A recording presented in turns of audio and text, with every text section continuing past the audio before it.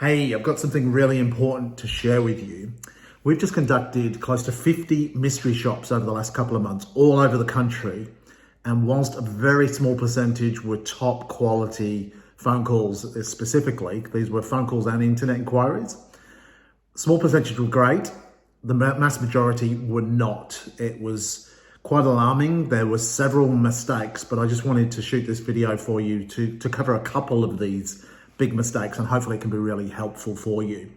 Now, firstly, pretty much everybody was helpful, knowledgeable. The knowledge was fantastic and friendly, but that's not enough for you to be selling heaps of cars.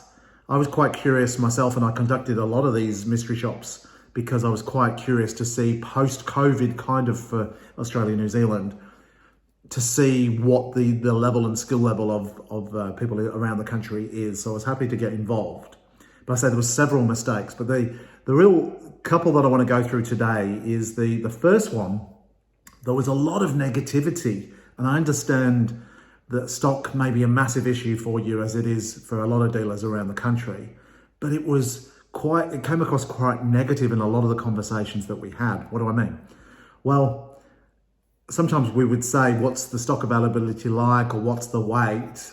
And the replies were things such as, oh, it's 4 or 5 months away. It's the worst I've ever seen. It's really depressing. I'm serious. This is what people were saying. So one thing that you can do, and you can use this in many, many different ways, is to flick that around and use something that we call here at Automotive Stars a positive stroke. Does that sound like fun at least? And what is a positive stroke? Well, if you think of the opposite firstly, so a classic is if you speak to a big telco. I use Telstra with my mobile phone, so that's a good example. If you're with Telstra, or you've had experiences calling people like this, often it's a nightmare. You're on hold forever. You speak to somebody, often you speak to several people. You have to repeat the security questions. You've got to repeat your story. They put you through to other people, sometimes without even asking. Sometimes they say, that's not my department. I can't help you, that kind of thing. A positive stroke is the opposite, as I mentioned. As an example, it could be, Adrian, I'm more than happy to help you. Mary is an expert in that department. Is it okay if I put you through to her?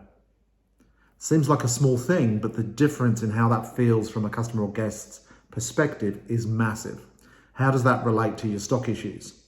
Well, how about rather than saying, oh, it's a 4 or 5 month wait, it's the worst I've ever seen it, why not say, Adrian, I've actually got some good news. It's only 3 or 4 months away now. That time flies by.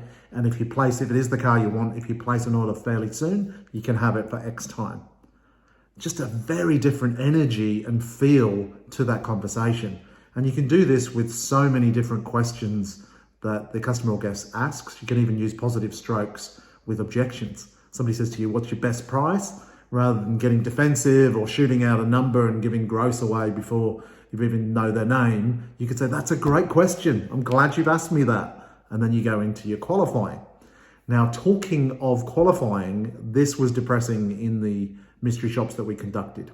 The lack of questions that we were asked was not actually average. It was shockingly bad. There was very, very few questions that were asked. The way the calls went, and see if this sounds familiar to you and your dealership, the way nearly all the calls went, apart from the small percentage that I mentioned were really good, is that we would ask a question, the salesperson would answer it. We'd ask another question, the salesperson would answer it, sometimes in detail, but the pattern was we asked a question and it got answered. And in the end, it just felt natural for us to say, thank you very much for your help, bye. And the call was concluded. Now, the interesting thing is, if you think about this in context, if your customer or guest gets off the phone, often they're satisfied, maybe happy, maybe not, but they're satisfied because they've got all the information they needed. The salesperson may even feel that they've done a good job because they've been helpful, which they have. But that's not enough to sell your cars. I know we live often it's guestology and guest and being super friendly and helpful. But we need to lead, those calls and emails need to lead somewhere, and there's a real lack of that happening. We need direction, usually towards a fixed appointment or an order. So we have to be able to, A, positive stroke, but B, ask questions to lead people towards that desired outcome.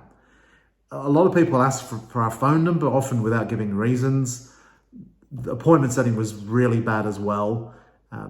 But sometimes they would ask, but it just felt harsh because they hadn't done that prior work.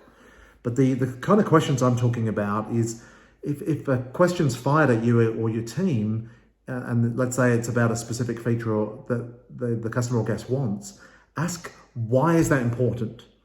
If somebody shouts out, oh, I need leather seats, not a problem. Do you mind if I ask why do you need leather seats? And you might find out they've got a couple of young kids, they've got a dog, it's great for rapport. You find out the kids go to footy and what they're carrying in the car. It could just help so much. And then when it comes to the appointment, it's much more natural. A classic, I'll give you one other example that happened a lot, and it's got to get this out of those phone conversations. It's very common. Is sometimes we would ask about a specific car, and then we'd ask what the differences were between the various models. Every single person just went blur. And what do I mean? They just blurted out all the different features of each of the models. Sometimes there was four or five models. And it was just brain overload. The calls I took, I just could not believe it. And on a couple of occasions, I'll give you an example of what you can do in a second, is a couple of occasions I made calls where I said the car was for my wife. And after they blurted all this stuff out, I said, well, she does need leather seats and a sunroof. And the salesperson would simply say, okay, so she needs the GLX model, which is top of the line, because that's the only one that's got a sunroof and leather. Now, if they'd asked me that question up front, i.e. what's most important to you or your wife, or what are the must-haves, they would have cut through all that stuff. And you might be thinking, well, it's okay, they went through everything, but my brain hurt. I was kind of over it by the time it got to that, so I wasn't enthused to want to move forward. I know it's a mystery shop, but your customers and guests will feel the same. So to ask what are the must-haves, what can't you live without, what's the top 3 things that you need in your new car, really cutting to the chase. And there's a lot more questions that need to be asked, but if you can ask the why questions, why that's important, and reply with that, and secondly, to understand what's most important to your guests, you're going to be in a really good position to be able to tailor that whole phone call. We haven't even touched on the internet. There was a massive lack of engagement. In fact, the internet was bad across the board out of these 50 mystery shops. Nobody was great. And there was a lot of lack of engagement, and there were so many people that were trying to call straight away, even when we said, can you please email me? It's a big no-no, I believe. So anyway, hopefully that's been helpful. I'm Adrian Law from Automotive Stars. I'll see you soon. Bye for now.